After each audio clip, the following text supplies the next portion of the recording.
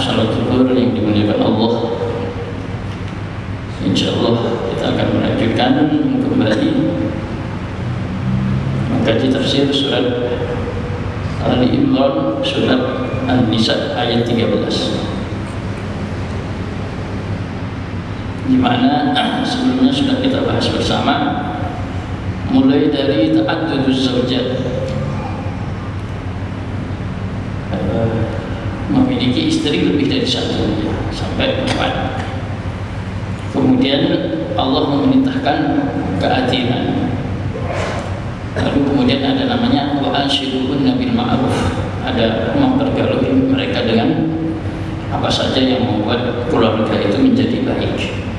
Namanya wa anshiruhunna bil ma'ruf, kalian pergauli istri-istri kalian dengan apa saja yang membuat keluarga menjadi ma'ruf, menjadi baik. Terserah kitanya masing-masing, yang penting gimana caranya keluarga jadi baik. Dengan profesinya yang berbeda-beda, maka tentu cara memperlakukan istri juga berbeda. Latar belakang basic yang tidak sama itu juga tidak ada intervensi dari Allah. Kamu harus kemudian mendidik istrimu untuk menjadi guru, untuk menjadi ini, untuk menjadi ini, tidak ada. Yang ada adalah bergauli mereka dengan apa saja yang membuat keluarga itu menjadi baik. Makanya sah-sah saja kemudian kita ini memiliki profesi yang berbeda, memperlakukan istri kita dengan cara yang berbeda. Yang penting bikin baik saja, itu caranya. Yang penting keluarga menjadi baik. Ya tentunya tidak bertentangan dengan syariat. Ya masa sama kalau kita punya istri kita ini sarjana ekonomi, kemudian istrinya orang lain sarjana pendidikan, maka harus memaksakan kehendak kita ya. Ya tentu kita harus menyesuaikan. Kemudian ada aturan di dalam pembagian warisan yang kemarin juga sudah kita bahas. Maka di ayat yang ke-13 ini Allah berfirman, tilka hududullah. Itu semua aturan-aturan syariat, batasan-batasan syariat Allah Subhanahu wa ta'ala. Waman yuti, waman adapun orang yuti yang patuh siapa man Allah pada Allah,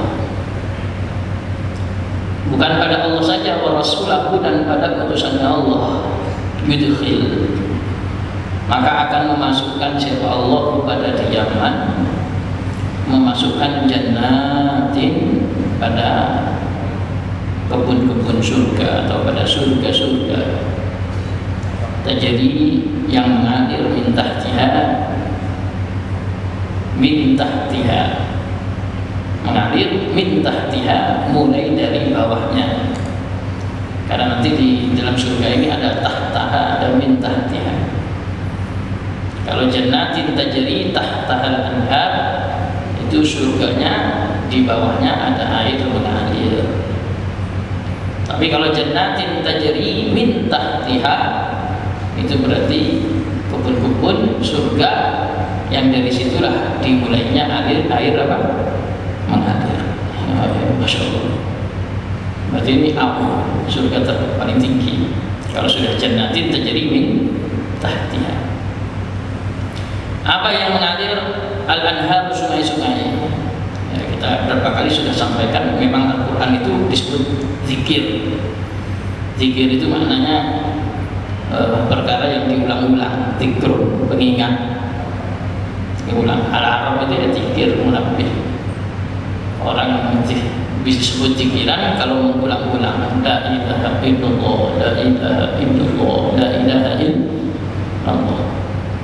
Kalau nggak diulang-ulang belum zikir. Al-Quran disebut zikir, inna nahnu nazzalna dzikra, sesungguhnya kami menurunkan zikir. Kok bisa? Ya karena Al-Quran ulang-ulang terus. Kalau di depan membahas perintah, membahas larangan, nanti di tengah, di belakang perintah larangan, di depan motivasi ya dan peringatan, nanti di tengah belakang isinya motivasi dan peringatan. Di depan ceritanya Nabi Adam, ceritanya Nabi Musa. Nanti di tengah ya ceritanya Nabi Adam, ceritanya Nabi Musa. Karena memang Al-Quran disebut apa? Zikir. Nah, kayak begini ini sering diulang-ulang. Karena memang Al-Quran zikir. Kata Allah, siapa yang patuh kepada Allah dan utusan Allah, Allah akan memasukkan kepada surga-surga yang dari bawahnya mengalir sungai-sungai jamaah. Sungainya ada 4. Nah, sungai kalau di dunia sungainya 1, maksimal 2. Air asin, air tawar. Kalau di surga 4. Air sungai yang terbuat dari susu tanpa ada sapi merah, kun fayakun. Tahu-tahu ada sungai susu. Ada sungai madu yang kun fayakun, nggak pakai lebah, tahu-tahu ada sungai madu. Ada sungai arak, sungai khamr, tanpa harus ada anggur, ada pabriknya yang memproses jadi air anggur, nggak perlu. Tahu-tahu sudah ada sungai anggur. Kemudian ada air tawar, air jernih, bersih, yang kita tahu sampelnya sudah Allah turunkan di bumi, yaitu adalah air Zam-Zam. Air Zam-Zam itu sampelnya sungai yang ada di dalam surga, karena memang jatuh dari sana. Bagian hilir ya, bagian apa hilir, netes ke bumi, terkontaminasi dengan tanah, debu dan pasir. Itu pun Masya Allah, meskipun nggak perlu diproses dengan filter penyaringan, tetap menjadi air yang terbaik di bumi. Itu Zam-Zam. Masya Allah. Itu kira-kira di sananya gimana tuh? Kira-kira di sananya kayak apa? Kemudian wadzalika khalidina, kekal siapa mereka fiha di dalamnya. Nah, ini yang enak di sini nih. Kalau di dunia ini nggak terlalu enak, terus nggak abadi. Enak-enak sementara ya. Makan sate, sekarang kan sate, besok nikmat, besok enggak lagi ya. Dulu kecilnya begini, sekarang nggak bisa lagi, karena memang serba sementara. Kalau di surga semuanya serba abadi, manusianya abadi, nggak pernah tambah tua. Laki-laki antara usia 29 sampai 33 tahun rata, wajahnya nggak bakalan berubah jadi 40 tahun, 50 tahun, ya gitu-gitu aja semua.